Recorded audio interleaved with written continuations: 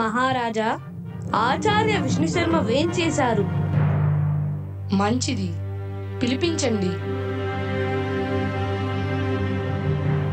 మహారాజా, నన్ను పిలిపించడానికి కారణం తెలుసుకోవచ్చా? గురువర్య, నా కుమారులు నలుగురు దుస్సాంగత్యాలకు లోనయ్యారు. విద్యాగంధం వంటబట్టక అజ్ఞానంతో మూఢులుగా ప్రవర్తిస్తున్నారు. గురుకులాల్లో చదువుకు వారు విముఖులు.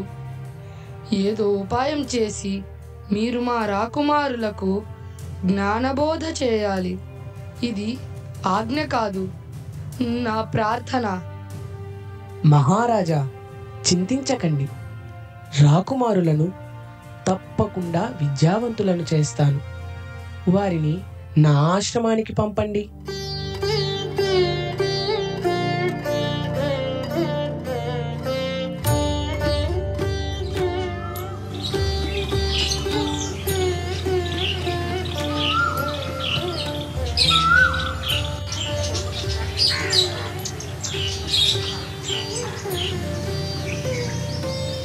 నాయనలారా, మీకు చదువు చెప్పమని మీ తండ్రి గారి ఆజ్ఞ.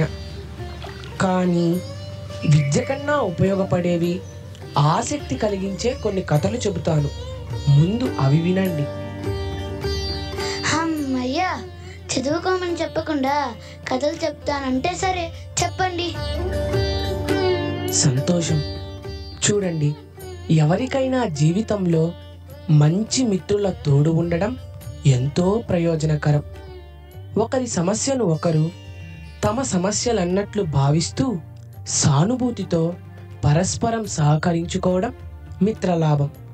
అందుకు ఉదాహరణగా చిత్రగ్రీవుడు, హిరణ్యకుల కథ చెబుతాను, వినండి.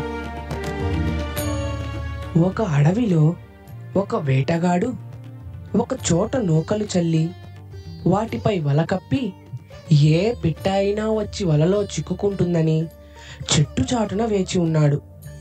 అంతలో ఆహారం కోసం అన్వేషిస్తూ అడవిలో ఎగురుతున్న ఒక పావురాల గుంపు అటుగా వచ్చింది. వాటికి రాజు చిత్రగ్రీవుడు.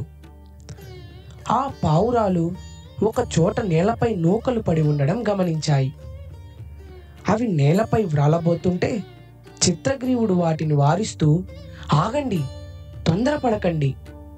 అడవిలో గింజలు దొరకడం సహజం, కానీ నూకలు ఉన్నాయంటే అందులో ఏదో తిరకాసు ఉందని అర్థం. పరిశీలించనిదే దిగవద్దు అన్నాడు. ఆ గుంపులో ఉన్న ముసలి పావురం, లేనిపోని అనుమానాలతో సిద్ధంగా ఉన్న ఆహారాన్ని కాదనకండి అని పలికింది. ఆకలితో ఉన్న పావురాలు మరో ఆలోచన లేకుండా నేలపై వ్రాలాయి.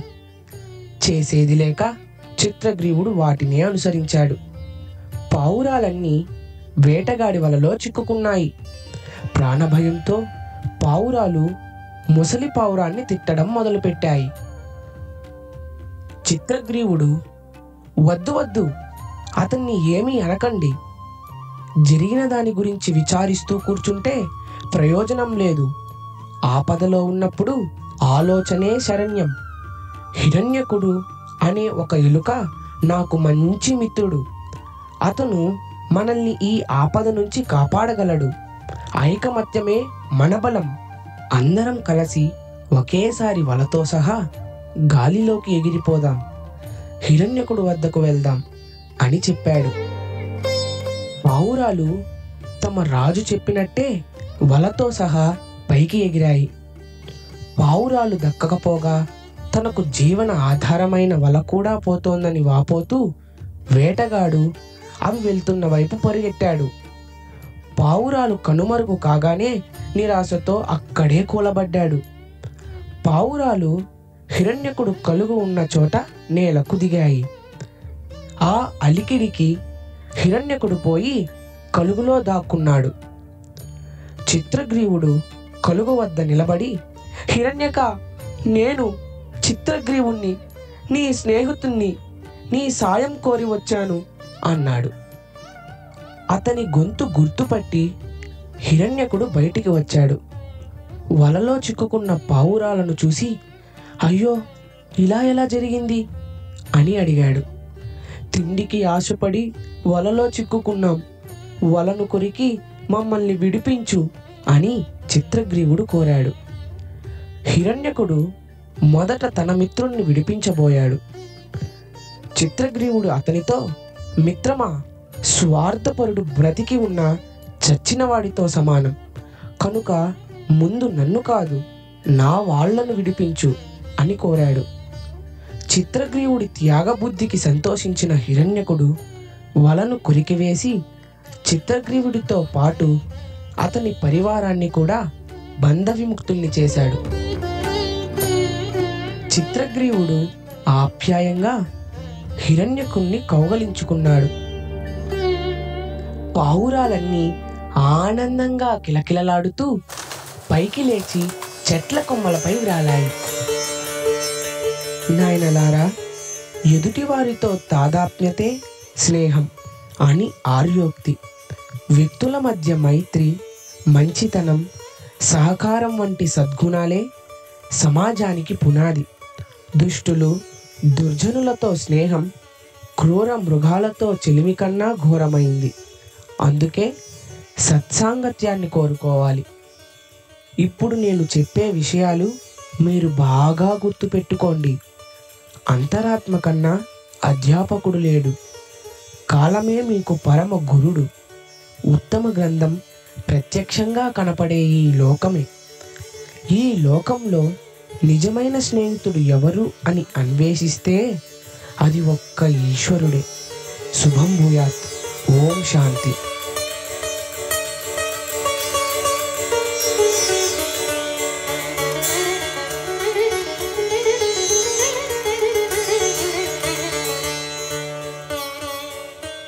ఒకరికి ముగ్గురు మిత్రులు ఉంటుండేనారట. ఆ మిత్రుడు అనేక రకములైనటువంటి పెడమార్గములు పట్టడం చేత అతనికి ఒక కోర్టులో కేసు ఏర్పడింది. అప్పుడు మొదటి మిత్రుడి దగ్గరికి వెళ్ళి, ఓ మిత్రుడా, నాకు నీవు సాక్ష్యం చెప్పాలి, నా కష్టం నుంచి నీవు తప్పించాలి అని అడుక్కున్నాడు. ఆ మొదటి మిత్రుడు చెప్పాడు, నీవు ఏమి తప్పు చేశావో, ఎలాంటి కార్యంలో నీవు పాల్గొన్నావో విషయమే నాకు తెలీదు. అలాంటి సమయంలో నేను వచ్చి సాక్షిత్వం ఇవ్వటం చేత నేను కూడాను అందులో పాల్గొన్నటువంటి వాడిగా భావించుకొని నన్ను కూడాను శిక్ష వేయొచ్చును. కనుక నేను ఇంటి దగ్గర ఉంటుండి నీకు ఏ రకమైనటువంటి యొక్క సాక్షిత్వాన్ని ఇవ్వాలన్నా నేను ఇస్తాను, కానీ నేను కోర్టుకు రాను అని మొదటి మిత్రుడు చెప్పాడు.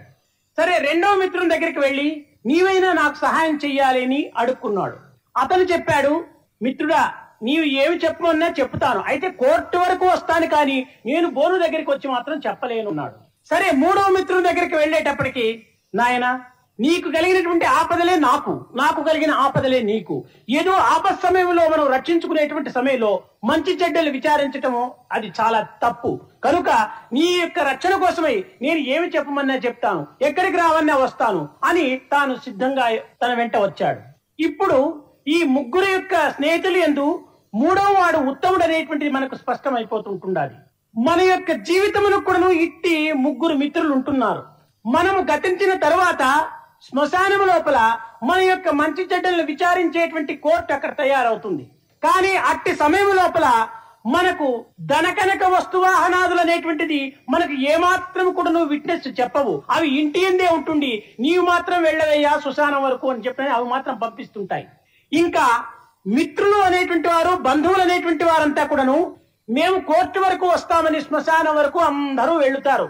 అక్కడ అతన్ని కప్పిపుచ్చుతారో భస్వం చేస్తారో అందరూ తిరిగి వాపసు వచ్చేసేస్తారు. కానీ తాను చేసినటువంటి పుణ్యము, తాను చేసినటువంటి మంచి యొక్క కార్యములు కూడాను తన వెంటనే పోయి తను ఎక్కడికి వెళితే అతన్ని వెంటాడుతూ తనకు సహాయం చేస్తూ ఉంటుంటాయి ఈ యొక్క మూడవ మిత్రుడు. ధనమే మనకు మొదటి మిత్రుడు, ఇంకా బంధువులే రెండవ మిత్రులు, పుణ్యమే మనకు మూడవ మిత్రుడు. కనుక ఈ ధనము కానీ బంధువులు కానీ మనకు ఏనాడు కూడాను మనకు తగినటువంటి సహాయం చేసేటువంటి వారు కాదు. ఈ ప్రపంచంలో ఈ దేహములకు సంబంధించినంత వరకు కూడాను వారు ఒకరికొకరు కలిసిమెలిసి ఉండవచ్చునే తప్ప దేహ తదనంతరము మనకు ఈ పుణ్యం అనేటువంటి మిత్రుడే మన వెంట ఉంటుండి మన పునర్జన్మమును కూడాను తగినటువంటి యొక్క తోడ్పాటుగా తాను నిలిచి ఉంటుంటాడు. అందుకనే బంధువులందరూ వాకిటి దాకనే వల్ల కాటికే ఒత్తురు, బలమడితి నిన్బాయని ఆపద్బంధువు భగవిన్నామమిరా అన్నారు.